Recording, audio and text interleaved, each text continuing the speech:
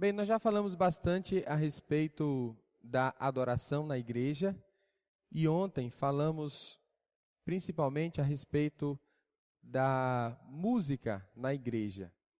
E ontem destacamos, inclusive, que é importante que a música seja considerada à luz do seu contexto cultural e que, dependendo dos sentidos que aquela música tem na igreja, nós podemos considerar que aquela música é ou não é apropriada para a igreja, ou para o cântico dentro da igreja.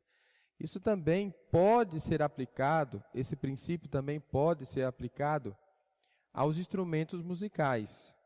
Então, os instrumentos musicais, acreditamos, não são bons ou maus em si mesmos, mas cada instrumento musical, dependendo da cultura musical do país, da igreja, daquele grupo social, tem um sentido quando usado no seu contexto. E quando a gente introduz um instrumento musical na igreja, nós também devemos levar em consideração se os sentidos da utilização daquele instrumento musical na igreja são apropriados para o culto cristão.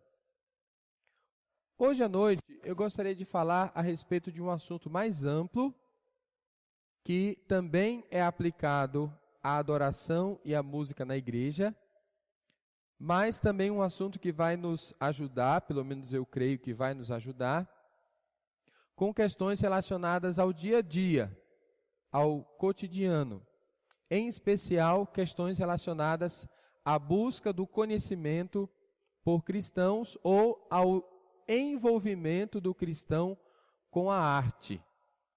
E desde já eu adianto que amanhã a gente vai falar muito mais a respeito da relação do cristão com a arte.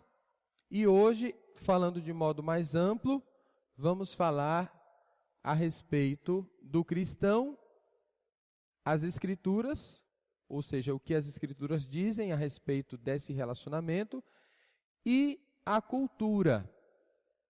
Então, o subtítulo dessa palestra de hoje é Por uma relação dinâmica com a cultura. Então, já faz algum tempo, eu vi um filme bem interessante. O título desse filme era A Festa de Babette. Este filme conta a história, ou uma história, ambientada numa cidade, aliás, num estado chamado Jutlândia, que é uma das regiões da Dinamarca. Um país muito distante, muito frio e bastante influenciado pelo protestantismo, em especial pelo luteranismo. As duas principais personagens do filme são as irmãs Filipa e Martina. Foram chamadas assim por causa dos dois grandes reformadores alemães, Martinho Lutero e Philipp Melanchthon. O pai delas fundou a igreja da cidade e era muito estimado pelos habitantes daquele lugarejo, distante dos grandes centros. Todos na cidade testemunhavam de como aquele homem santo, o pai de Filipa e Martina, conduziu todos a uma transformação de vida e não podiam imaginar sua existência sem a presença espiritual daquele marcante pastor.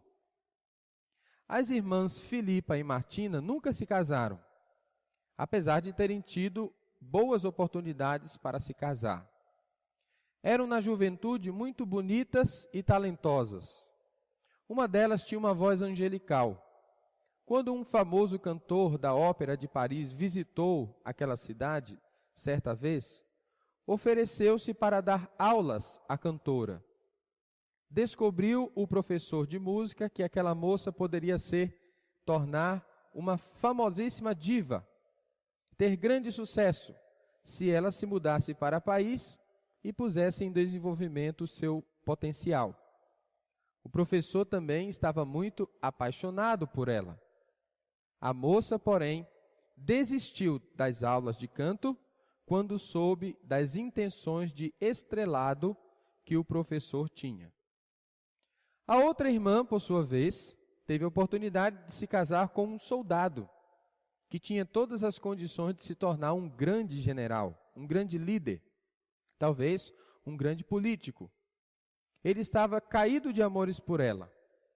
Esta irmã também rejeitou a proposta de casamento porque não tinha as mesmas ambições, de grandeza do seu pretendente. Agora, as duas irmãs, já idosas e sem a presença de seu pai e pastor, viviam com seus escassos rendimentos, tirando desses, com muita dificuldade, alguma sobra para alimentarem e vestirem os pobres da cinzenta e congelada cidade. As vidas daquelas senhoras são de repente balançadas pela presença de uma mulher que se chama Babette. Babette é francesa. Ela está fugindo de Paris porque, numa terrível repressão política, procuraram tirar a vida de Babette. Ela vem se refugiar na casa daquelas senhoras e torna-se sua criada, sem cobrar nada. E está ali apenas em troca de abrigo e de alimento. As senhoras nem podem alimentar mais uma boca, mas descobrem em Babette uma mulher muito esperta, que aprende rápido a língua dinamarquesa e que também sabe fazer o dinheiro render e também é uma excelente cozinheira. Quando tudo parecia estar calmo, Babette recebe uma surpreendente correspondência. Babette ganhou 10.000 francos numa loteria, que ela jogava todos os meses, sendo esta a sua única ligação com a França. Babette pode então fazer a sua vida em outro lugar e não mais viver como uma criada de duas senhoras que aprenderam a viver com extrema simplicidade, só com o essencial, com nenhum ou até mesmo poucos prazeres, dedicadas inteiramente à caridade e à religião, apesar de terem tido no passado grandes oportunidades de desfrutarem legitimamente do mundo lá fora. Para presentear as irmãs, Babette resolve patrocinar um jantar, que é o jantar de comemoração do 100º aniversário do pastor, fundador da igreja da cidade e que já está ali falecido.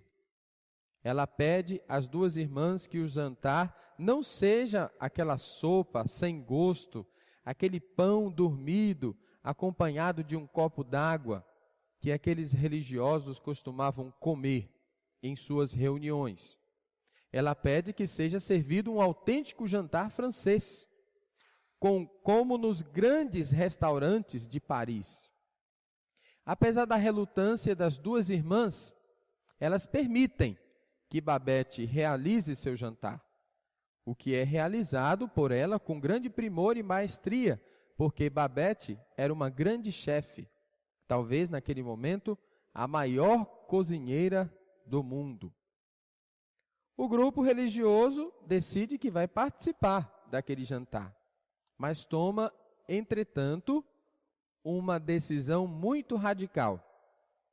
Como era uma festa em lembrança ao que o grande pastor havia feito pela cidade, eles decidem jamais fazer qualquer elogio à comida. Eles decidem não se resignarem a sentir prazer no sabor de qualquer petisco. Decidem falar durante o jantar apenas do pastor e dirigir todas as suas conversas a uma abordagem religiosa. E é muito interessante as cenas que se desenrolam no jantar daquele filme. Todos aqueles homens e mulheres comem as comidas mais saborosas, mais caras, preparadas por uma das maiores chefes daquele tempo, sem fazerem qualquer elogio a esta comida, tentando inibir a sua expressão de contentamento com aqueles finos manjares que eles colocavam à boca, apenas soltando algumas pequenas interjeições àquilo que o pastor tinha feito no passado, destacando fatos da experiência religiosa, e naquele momento fazendo isso de forma muito vazia, sem significado, sem contexto, já que aquilo havia acontecido há muito tempo atrás.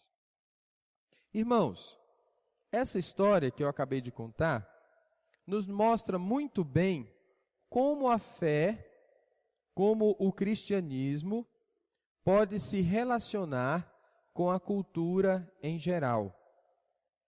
O pastor daquela cidade permite que sua filha estude canto com um profissional. Mas a filha acredita que se ela se tornar uma cantora profissional, ela vai se desviar da fé.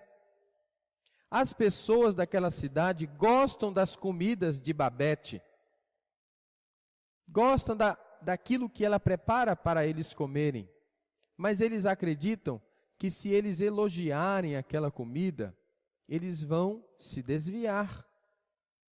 Eles vão cometer algo que desrespeitaria a memória daquele homem que guiou aquele povo para a mensagem do Evangelho.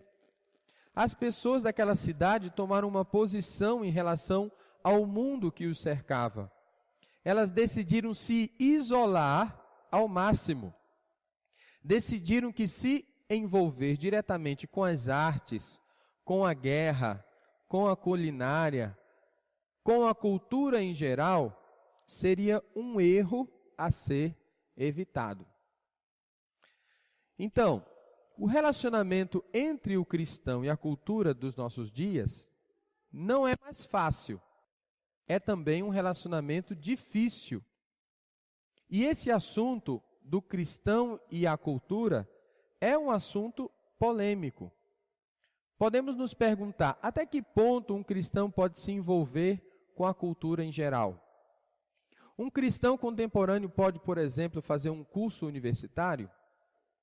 Mais especificamente, um cristão que é músico pode fazer uma faculdade de música, onde ele ali vai aprender músicas de, por exemplo, Villa-Lobos, Ernesto Nazaré, Luiz Gonzaga. Pode um cristão, por exemplo, ler um livro de Érico Veríssimo, Machado de Assis, ou até mesmo Paulo Coelho? Pode. Um cristão pode fazer um curso, por exemplo, de Sociologia, que é um curso bem da área de humanas. Um cristão pode, por exemplo, ir a um teatro, ou assistir um concerto de música clássica, ou até mesmo ir ao cinema. Ele pode? Então, essas são algumas das perguntas feitas nesse assunto de relacionamento entre o cristão e a cultura. E temos uma grande necessidade de que essas perguntas sejam respondidas, e respondidas de modo bíblico, de modo crítico, sensato e também objetivo. Assim, irmãos, para falar hoje a respeito desse assunto, do relacionamento entre o cristão e a cultura, eu proponho nessa palestra abordar 3 questões. As 4 questões. As 4 questões são as seguintes. Primeiro, o que é cultura? Segundo, que posicionamentos têm se levantado a respeito do relacionamento entre o cristão e a cultura? Terceiro, o que as Escrituras dizem a respeito do assunto? E quarto, que conclusões nós podemos tomar das informações bíblicas. A que conclusões nós chegamos a partir das informações bíblicas? Então, sem demora, vamos para a primeira pergunta. O que é cultura? Bem, cultura é uma daquelas palavras que é bastante difícil de definir. Mas não há problema nenhum em a gente começar a definir uma palavra a partir de uma definição inicial e ir ampliando o nosso entendimento daquele conceito, né? A partir de novas leituras e, por que não dizer, de alguma experiência. Então, no seu livro O Cristão e a Cultura, o autor Michael Horton define cultura tal como os irmãos estão vendo aí. Ele diz: uma definição útil e abrangente de cultura para nossa discussão pode ser a atividade humana que intenciona o uso, o prazer e enriquecimento da sociedade. Então, o que é cultura? Cultura é uma atividade humana. E essa atividade humana tem uma meta, um propósito. Ela intenciona o uso, o prazer e enriquecimento da sociedade humana. Então, por exemplo, quando um sapateiro fabrica um sapato, o que ele está fazendo? Ele está fazendo cultura. Quando ele, por exemplo, decide que ele não vai usar um couro dessa cor, mas vai usar um couro dessa outra cor. O que ele está fazendo? Ele está fazendo cultura. E o fato também de ele ter aprendido a fabricar um sapato de um outro sapateiro, isso também é cultura. Também a cultura tem a ver com o prazer. E aqui o prazer pode ser entendido de maneira bem abrangente. O prazer pode ser entendido no sentido da arte. Então, por exemplo, quando alguém compõe uma música, quando alguém escreve uma poesia, quando alguém pinta um quadro, isso também é produção cultural. Isso também é cultura. E quando também um cientista, por exemplo, faz estudos para entender melhor um determinado ser vivo que habita num determinado ecossistema. Isso também é cultura. Quando ele publica aquele artigo que resulta da sua pesquisa, da sua observação, isso também é cultura. Então, a cultura representa toda a produção de conhecimento humano nas áreas da arte, da ciência, literatura, música, filosofia, política, economia e também religião. Podemos dizer, irmãos, que religião também é cultura.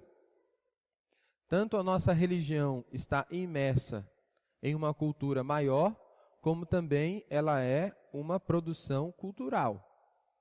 Então, por exemplo, todos esses cânticos que a gente entoa, toda essa maneira pela qual nós nos comportamos no culto, o fato de eu estar em pé e todos vocês estarem sentados, o fato de eu estar falando e todos vocês estão em silêncio e só vão começar a conversar quando a minha palestra terminar, tudo isso, podemos dizer, é cultural.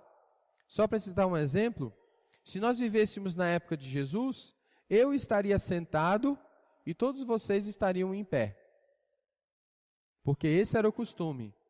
Quando alguém começava a ensinar em um determinado meio, nós faríamos assim: o professor sentado e o restante que está ouvindo fica em pé.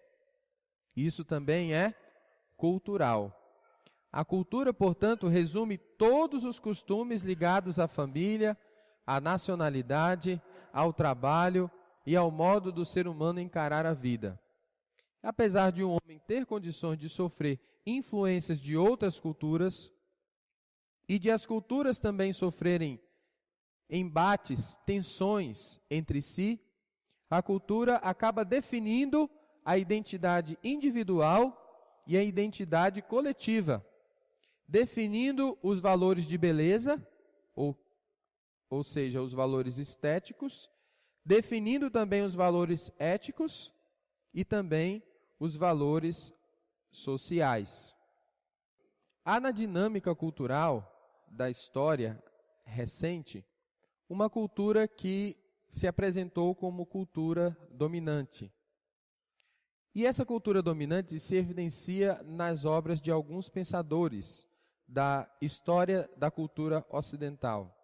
A cultura dominante tem sido chamada assim pelos especialistas, a cultura ocidental.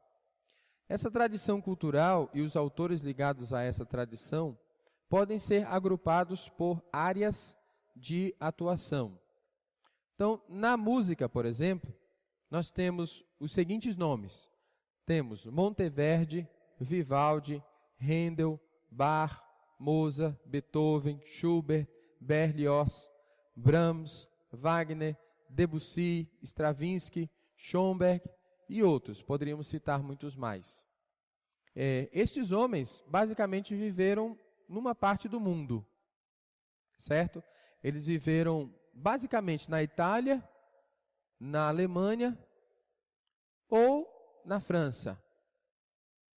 E eles, no caso, representam a cultura musical que nós chamamos música clássica, ou música erudita, ou música acadêmica. Mas na pintura nós temos outros. Nós temos Giotto, Rafael, Da Vinci, Michelangelo, Rembrandt, Rubens, Monet, Picasso e o último brasileiro, Portinari. Apesar do nome, ele é brasileiro. Portinari. Então, notem também que esses aqui ou são franceses, ou são alemães, ou são italianos, ou são agregados, né? Dessas três culturas, ou dessas três nações. Na literatura, nós temos Homero, que era grego, Virgílio, que era romano, Dante, que era italiano, Camões, que era português, Milton, que era inglês, Victor Hugo, que era francês, Dostoiévski, que era russo, Baudelaire, que era francês, e aí nós citamos um brasileiro, Machado de Assis, português, Fernando Pessoa, Tolkien, que é inglês, e Graciliano Ramos, que também é brasileiro. E na ciência nós temos Copérnico, Galileu Galilei, Descartes, Isaac Newton, Pasteur, Marie Curie, a única mulher dessa lista toda aqui, e Albert Einstein, que no caso era alemão. Então notem que temos uma cultura acadêmica geral, que ainda é a cultura dominante, hegemônica, é a cultura que mais se apresenta na educação formal, dentro da escola, e é uma cultura bastante influente, que ela foi espalhada pelo mundo inteiro. Agora, além dessa cultura, nós temos outras tradições culturais. Há tradições culturais diferentes da tradição chamada cultura ocidental. Essas culturas são geralmente consideradas marginais, menos sofisticadas e menos civilizadas. Apesar de considerar significativa a produção da cultura ocidental dominante, uma pletora, uma grande quantidade de estudos nas etnociências demonstram que todas as culturas humanas alcançam elevado grau de complexidade em todas as áreas, na área da ética, na área da estética, na área da epistemologia, com uma visão de mundo peculiar e também inovadora. Nesse sentido, quando as culturas são consideradas à luz dos conhecimentos de seus próprios nativos, é possível afirmar que os versos de um poeta popular, como por exemplo Patativa do Assaré, que é um poeta lá do Cariri, escreveu bastante, né? E muitos dizem que ele não chegou a ter nenhum tipo de formação escolar, mas ele lia bastante e basicamente foi para a escola apenas para aprender a ler. Então, os versos desse poeta são tão rebuscados, são tão bonitos, quanto os versos de Luís de Camões, o afamado poeta português. Cada um com o seu conhecimento cultural sendo considerado à luz da sua própria cultura, à luz do seu contexto. Então, não existe base suficiente para sustentar uma diferença entre uma tal alta cultura e uma cultura de vira-lata. Todas as culturas são complexas. Se você for estudar a cultura a fundo, vai ver que aquela cultura tem muita riqueza em si mesma e fica muito difícil comparar uma cultura com a outra em termos de essa cultura é melhor do que aquela cultura. E aqui pensando em valores culturais mesmo, como esses que eu acabei de citar. Então, irmãos, tendo definido assim o que é cultura, chegamos à segunda parte do nosso estudo. Que posicionamentos têm se levantado a respeito do relacionamento entre o cristão e a cultura? Primeiro posicionamento: Cristo contra a cultura. Cristo contra a cultura. É um pouco difícil de ler. São 5 posicionamentos, eu vou tentar explicar brevemente cada um deles. Cristo contra a cultura. Os proponentes dessa posição afirmam que o cristão não deve viver sob a influência da cultura em geral. Não, crente e cultura, de jeito nenhum. Este mundo está contaminado pelo pecado e é governado por Satanás. Tudo que a cultura deste mundo produz deve ser considerado mundanismo para o crente. Portanto, o crente deve, de algum modo, viver alheio à cultura deste mundo, isolado da cultura deste mundo. O primeiro a expressar uma posição parecida foi o pai da igreja, Tertuliano. Ele viveu entre os anos de 160 a 220 depois de Cristo.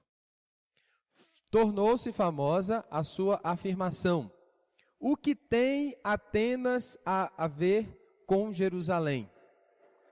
Vocês entendem essa pergunta? O que tem Atenas a ver com Jerusalém?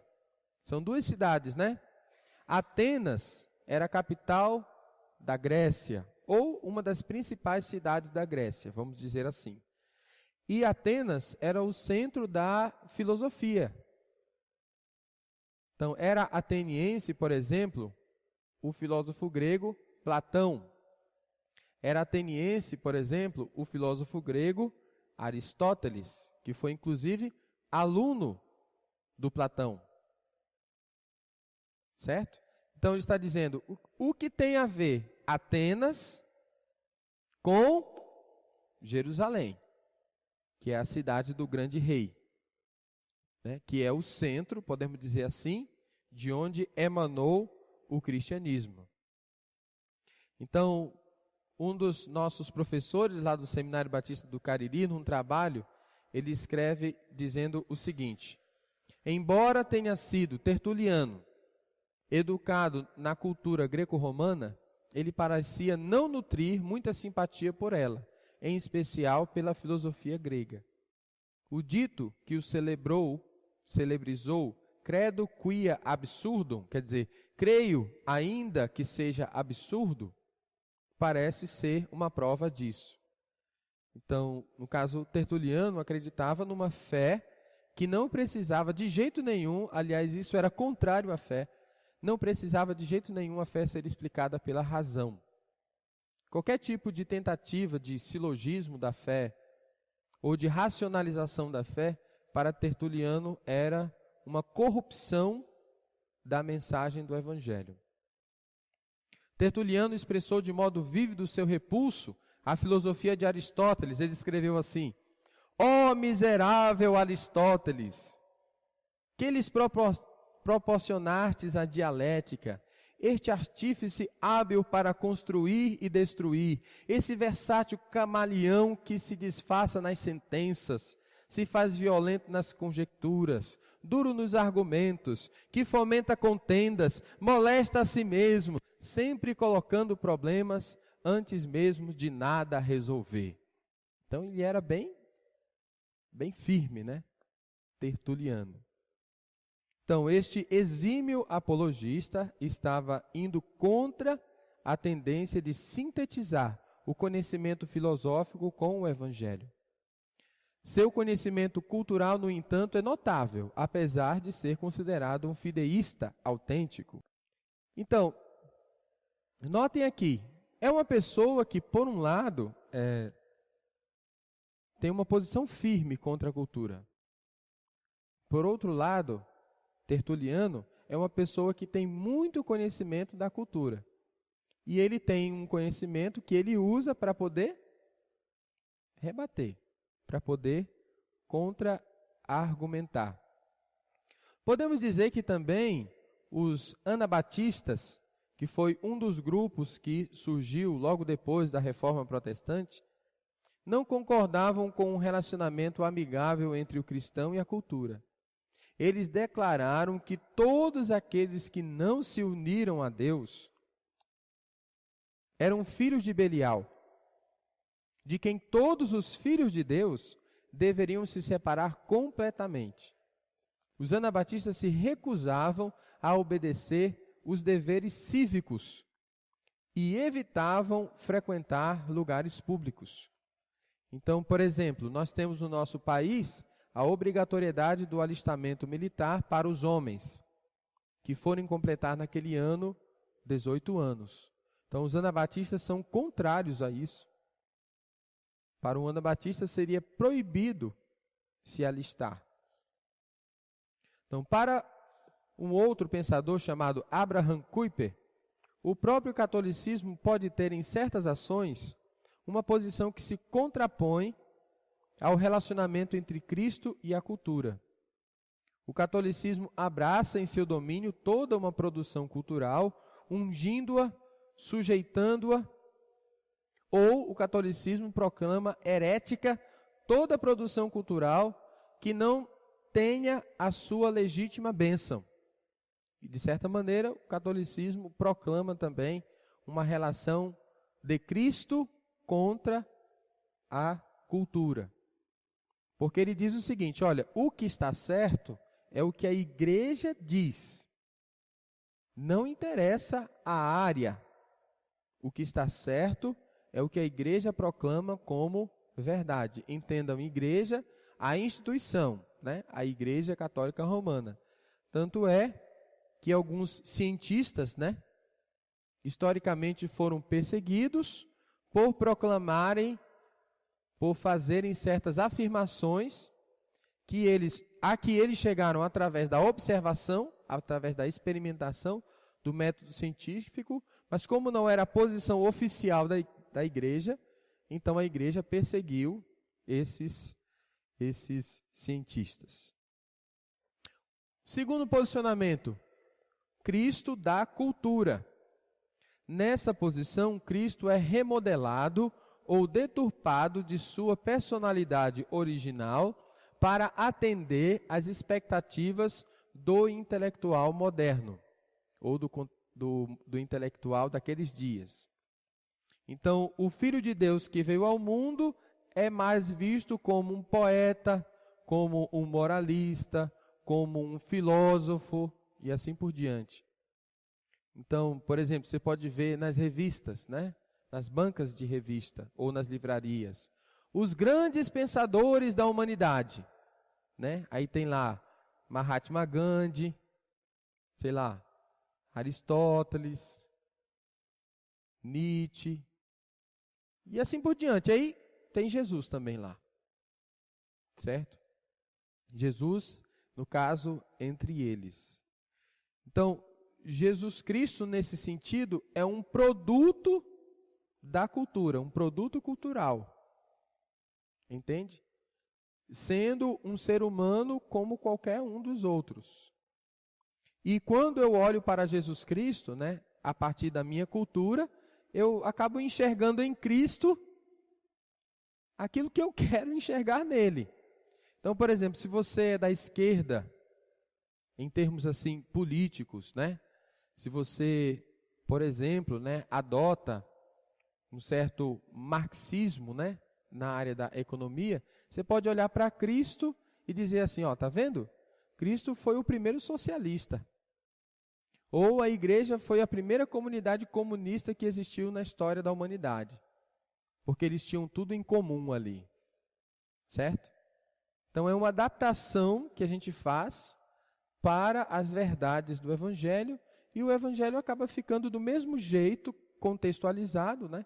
E uma contextualização muito forte do jeito que a gente é, do jeito que a gente crê.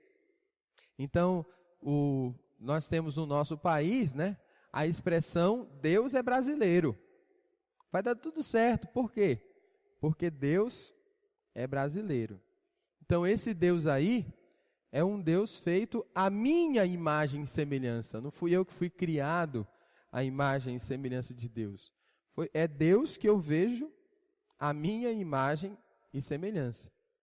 Nessa posição, não há, na verdade, um relacionamento entre o cristianismo bíblico e a cultura, mas uma sobreposição da cultura anulando o cristianismo. Outro tipo de posicionamento, Cristo acima da cultura. Esta posição vê a questão de modo mais vertical. Pensa mais em termos de Deus e o homem do que entre Cristo e a cultura.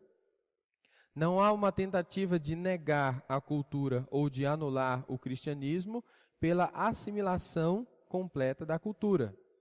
O que se tenta aqui é, de alguma maneira, sintetizar Cristo e a cultura. E o principal líder dessa posição é Tomás de Aquino. Então, Tomás de Aquino foi aquele teólogo ligado também à tradição da Igreja Católica Romana, que conseguiu, na sua época, sintetizar todo o conhecimento filosófico, até então, com as doutrinas da Igreja. Então, foi um grande escritor, escreveu bastante, volumes e volumes, né, da sua chamada Suma Teológica, e, de certa maneira, ele foi o grande líder desse tipo de posicionamento, o Cristo acima da cultura.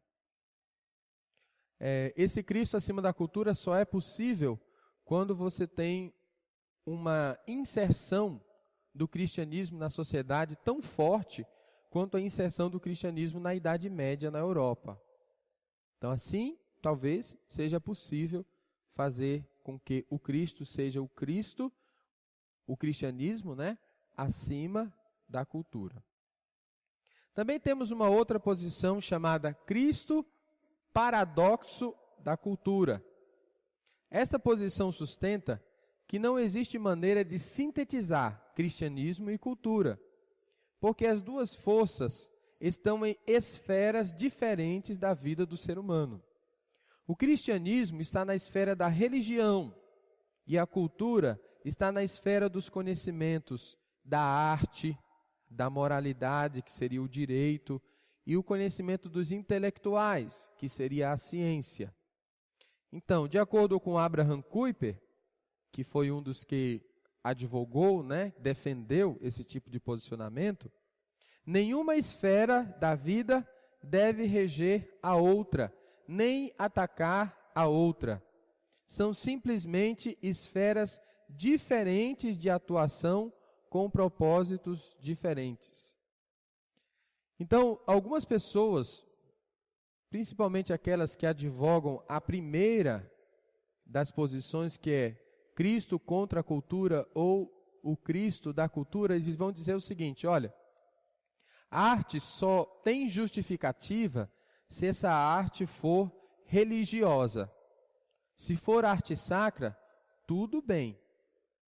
Agora, se essa arte falar, por exemplo, de um outro assunto, não importa qual seja esse outro assunto, então é uma arte secular, e nesse caso, sendo uma arte secular, o cristão deve rejeitar.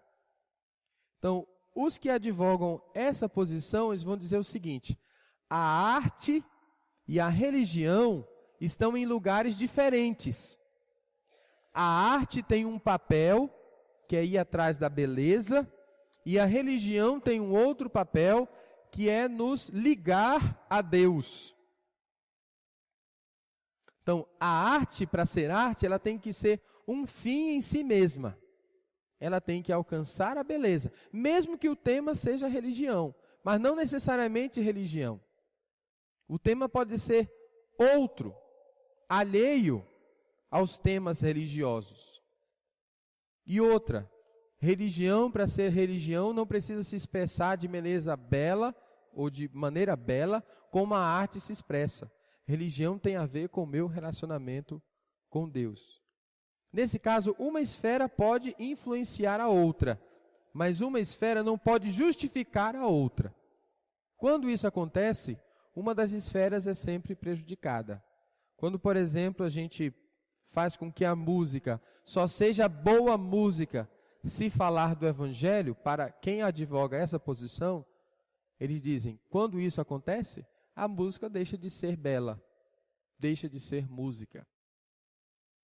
E aí a gente pode citar o exemplo daqueles grandes compositores, que a gente falou deles logo no início, da cultura ocidental. Então, quando, por exemplo, Mozart, Beethoven, Handel iam escrever alguma música, não interessava tanto se aquela música ia falar de Cristo, do Evangelho e tal. Se ela ia ser tocada na igreja ou se ia ser tocada num teatro. Interessava se eles alcançassem, né, a plena beleza. Tem algumas cartas, por exemplo, de Mozart, escrevendo para o seu pai, Leopoldo Mozart, né, e ele, o Amadeus Mozart, em que muitas vezes ele diz, olha, agora sim, pai, eu consegui escrever a minha obra-prima, e eu vou ser reconhecido por toda a história, por aquilo que eu escrevi. A última sinfonia acaba de ser terminada, e a gente vai lançar essa sinfonia em tal data. Né? E o Abraham Kuyper, dessa posição, vai dizer, essa pessoa aí glorificou a Deus quando ele conseguiu achar, dentro dessa esfera de atuação humana, um ideal que tange também, de acordo com ele, né, a glória de Deus. E a última posição seria o Cristo transformador da cultura. Esta posição sustenta que os cristãos devem ser agentes transformadores da sociedade. Os cristãos desta linha querem ir além do seu papel de evangelizar os perdidos. Eles querem mudar as circunstâncias em que vivem, crendo que a cultura está de um modo como não deveria ser. Teologicamente, essa posição enfatiza o fato de que Deus criou todas as coisas, sendo o universo bom, essencialmente. O problema do mal no mundo dá-se ao fato de que o mundo está caído e as criaturas pessoais estão em franca oposição a Deus. Este mundo, porém, aguarda a sua redenção. E os cristãos, que fazem parte da criação redimida, podem ser instrumentos nas mãos de Deus para a melhoria do mundo atual. E aqui eu vou citar só um exemplo, o exemplo daquilo que foi chamado no fim do século XX, a teologia da libertação. Teologia da libertação. Não estou dizendo que todo mundo que advoga essa posição é um teólogo da libertação. Estou dizendo que a teologia da libertação é um exemplo de pessoas que têm esse posicionamento. Então, eles acreditam, né, os teólogos da libertação, ou os da teologia da esperança, como também foi chamado por alguns autores, né, que a sociedade vive uma situação de injustiça. em que há na sociedade os opressores e os oprimidos. E o nosso dever como cristãos é desfazer essas estruturas, fazer com que a sociedade deixe de funcionar nessa lógica, opressores e oprimidos. Essa teologia tem muita influência também do marxismo cultural, né? Muita influência do socialismo, né? Inclusive, podemos dizer, né, que muitos líderes religiosos do fim do século XX se envolveram, né, em disputas políticas e foram até partidários, né, de alguns grupos bem da esquerda, até mesmo se aliaram, né, com alguns tipos de movimento, até com a luta armada, para poder fazer do nosso país, por exemplo, um país mais justo, um país mais igualitário. Então, esses daí são exemplos de pessoas que atuam a partir desse posicionamento, que o cristianismo existe para poder transformar hoje, não somente amanhã, mas hoje, a sociedade completamente. Assim, irmãos, entendendo aqui o assunto, já falamos bastante a respeito de muita coisa. Eu gostaria de, nesse momento, encerrar a primeira parte dessa palestra, tendo colocado aqui a questão, o que é cultura, e tendo colocado também alguns posicionamentos históricos da relação entre o crente e a cultura. Então, na próxima palestra, nós vamos procurar responder as duas últimas perguntas que nós nos propomos fazer, que são as seguintes: o que as Escrituras dizem sobre o assunto, isto é, o relacionamento entre o crente e a cultura, e, por fim, que conclusões nós podemos tirar das informações bíblicas. Então, muito obrigado, irmãos, que Deus nos abençoe.